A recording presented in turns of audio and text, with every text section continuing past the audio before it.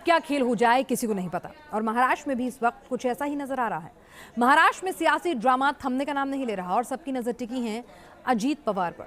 दरअसल ऐसी अटकलें लगाई जा रही हैं कि अजीत पवार बीजेपी का दामन थाम सकते हैं।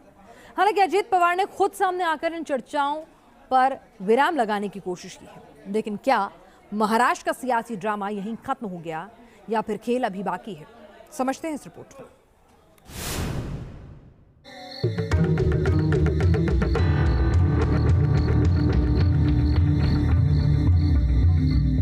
एनसीपी नेता अजीत पवार ने महाराष्ट्र के सियासी पारे को इतना गर्म कर दिया है कि मुंबई से लेकर दिल्ली तक उनकी ही चर्चा हो रही है।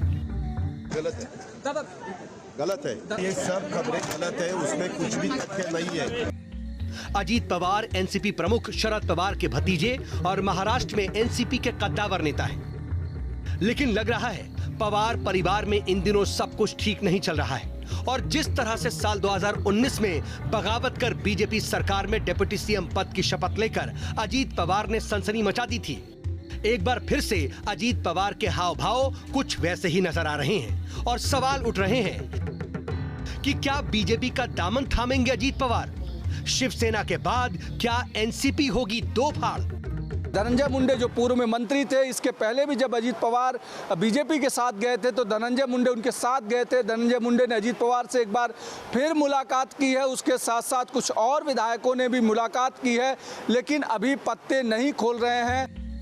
कहा जा रहा है कि चाचा शरद पवार से अजीत पवार की इतनी ज्यादा ठन गई है कि वो 35-40 विधायकों के साथ बीजेपी में शामिल हो सकते हैं। खबरें तो यहां तक आने लगी हैं कि अजीत पवार ने एनसीपी के 40 विधायकों के हस्ताक्षर भी ले लिए हैं और माहौल इतना गर्म हो गया है कि इसे ठंडा करने के लिए खुद अजीत पवार को सामने आना पड़ा। गलत है, ये सब खबरें गलत है, उसमें कुछ भी तथ्य नहीं है।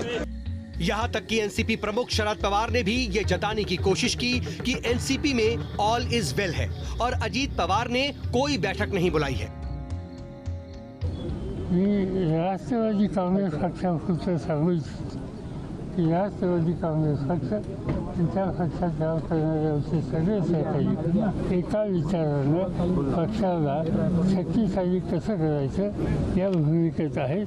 त्याच्यापासून दुसरा कुठला विचार कुणाच्याही मनात नाही।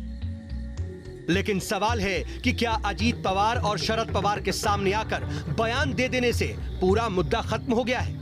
क्योंकि बगैर आग के धुआं नहीं उठता। अजीत पवार ने खुद पार्टी सिंबल वाली फोटो को अपने ट्विटर और फेसबुक से हटाकर और पीएम मोदी की तारीफ कर सियासी अटकलों की इस आग में चिंगारी लगाने का काम किया था, जिसके बाद बीजेपी ने उन्हें अपनी पार्टी ज्वाइन करने का न्योता भी दे दिया था। जिसके बाद अजीत पवार के बीजेपी में जाने की अटकलें तेज हो गईं और अटकलों के बीच एनसीपी नेता सुप्रिया सुले ने यह कहकर भूचाल मचा दिया कि अगले 15 दिन में 2 राजनीतिक विस्फोट होने वाले हैं, जिसमें से एक विस्फोट दिल्ली में होगा और दूसरा विस्फोट महाराष्ट्र में। इन विस्फोटों के बारे में तो सुप्रिया सुले ने साफ साफ खुलासा नहीं किया, लेकिन कहा जा रहा है कि उनका इशारा अजीत पवार की तरफ ही था।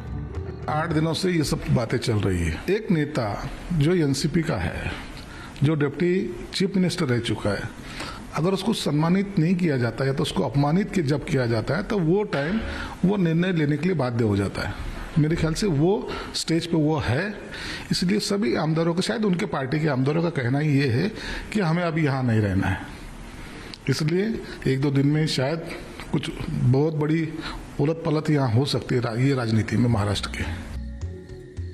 आपको बता दें कि शिवसेना नेता और राज्यसभा सांसद संजय राउत ने भी 2 दिनों पहले सामना अखबार में लिखे लेख में शरद पवार के साथ हुई बातचीत का जिक्र करते हुए लिखा था कि शरद पवार ने उनसे कहा कि उनके परिवार पर दबाव है, लेकिन उनके पार्टी के विधायक या सांसद कुछ कदम उठाते हैं तो वो उनका व्यक्तिगत फैसला होगा।